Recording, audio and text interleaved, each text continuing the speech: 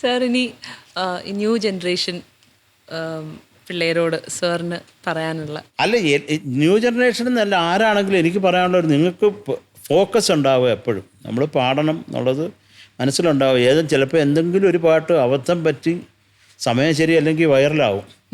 അതോടെ നമ്മൾ സർവജ്ഞപീഠം കയറി എന്ന് വിചാരിച്ചാൽ അതോടെ കഴിഞ്ഞു. നമ്മളൊന്നും ആയിട്ടില്ല എന്നുള്ളത് കാര്യം നമ്മുടെ മേളിലൊരു ഉസ്താദ് ഉണ്ടെന്നുള്ളത് എപ്പോഴും ചിന്ത വേണം.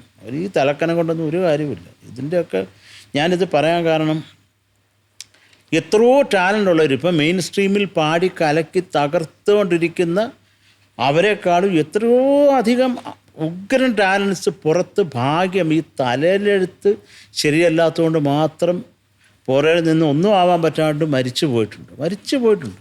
അത് ഞാൻ അനുഭവിച്ചിട്ടുണ്ട്. അപ്പം അത് തലയിലെടുത്തെന്ന് പറയും. അപ്പം നമുക്ക് ദൈവം ഒരു ഭാഗ്യം തരുമ്പോൾ അത് അഹങ്കരിക്കുകയല്ല വേണ്ട. അതിനെ മാക്സിമം ഇപ്പം എന്നെ സംബന്ധിച്ചിടത്തോളം നമുക്ക് സംഗീതം എന്ന് പറഞ്ഞാൽ അത് എൻ്റെ അച്ഛൻ പാടും, അപ്പം ഞാനും പാടും, എൻ്റെ മോളും പാടും, അവിടെ കൊച്ചും പാടും, അങ്ങനൊരു സംഭവം ഇല്ല. ഇത് ദൈവം ഇങ്ങനെ തളിക്കുമ്പോൾ അതിൽ ഏതെങ്കിലും ഒരു തുള്ളി തലയിൽ വീണാൽ വരുന്ന ഒരു സംഭവമാണ് കലാവാസന എന്ന് പറഞ്ഞാൽ. ഞാൻ പാടുന്നുള്ളതുകൊണ്ട് എൻ്റെ മോള് പാടിയേ പറ്റൂ എന്ന് പറഞ്ഞ് ഭാര്യയെ അടിക്കാൻ പറ്റുമോ? അത് പറ്റത്തില്ല.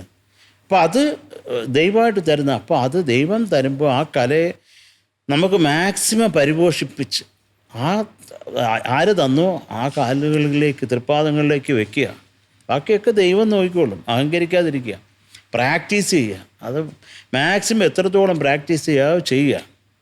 അരുതാത്തതൊന്നും ചെയ്യാതിരിക്കുക. പാട്ട് ഇപ്പോൾ വേണ്ട, എനിക്ക് തൈര് കഴിച്ചാൽ തൊണ്ട അടയ്ക്കും എന്ന് പറഞ്ഞാൽ എന്നാൽ ഞാൻ തൈര് കഴിച്ചിട്ട് അങ്ങനെ സർക്കസ് കാണിക്കേണ്ട. ചിലരുടെ ബോഡിയുണ്ട്, ചിലർ ഐസ് കഴിച്ചാലും കുഴപ്പമില്ല, തൊണ്ടയ്ക്കൊന്നും പറ്റത്തില്ല.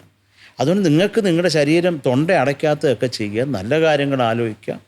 അച്ഛനും അമ്മയ്ക്കും എപ്പോഴും അച്ഛനും അമ്മയുടെ കൂടെ നിൽക്കുക. നിങ്ങൾക്ക് ആത്മാർത്ഥ സ്നേഹം തരുന്നത് അവിടെ നിന്നാണ് തുടക്കം. അപ്പം നിങ്ങൾ എത്രയും സ്നേഹിക്കുന്നു അതുപോലെ സ്നേഹം കിട്ടും. അതുപോലെ നാട്ടുകാർ നിങ്ങളെ സ്നേഹിക്കും. പിന്നെ പ്രാക്ടീസ് ചെയ്യുക, ഫോക്കസ്. സംഗീത സംവിധാനം ചെയ്യാൻ കിട്ടിയാൽ ഒരിക്കലും മോഷ്ടിക്കുക. Be yourself. നിങ്ങൾക്കൊരു ഐഡൻറ്റിറ്റി ഉണ്ടാവണം. ഒരു ഐഡൻറ്റിറ്റി ഇല്ലെങ്കിൽ ഒരു കാര്യമില്ല. ഇപ്പോൾ അമൃത പറഞ്ഞില്ല ടഫ് പാടാൻ പറ്റുന്നില്ല. ഇപ്പോൾ വേറെ ആരെങ്കിലും ഒരു പാടാൻ പറ്റാത്ത പാട്ട് ചെയ്താലും ഇത് ചിലപ്പോൾ ഞാനാ ചെയ്തതെന്ന് പറയും. അതാണ് എൻ്റെ ഐഡൻറ്റിറ്റി. അതുകൊണ്ട് ഇതൊക്കെ മാറ്റി ഞാൻ പറയാം. എല്ലാവർക്കും ഐഡൻറ്റിറ്റി വേണം. സലത, ദേവരാജൻ പാട്ട് പാടി എന്ന് പറയുമ്പോഴത്തേക്ക് എല്ലാവരും നീ പാടിയോ, എന്നെ ഒരു വാലിഡേറ്റ്. അതാണ് യഥാർത്ഥമായിട്ടുള്ള സംഗീതത്തിൻ്റെ ലൈഫ് ഉണ്ട് അമൃത. അതങ്ങനെ നിൽക്കും, അനശ്വരമാണ്. അതിൽ കൂടുതലൊന്നും പറയാനില്ല.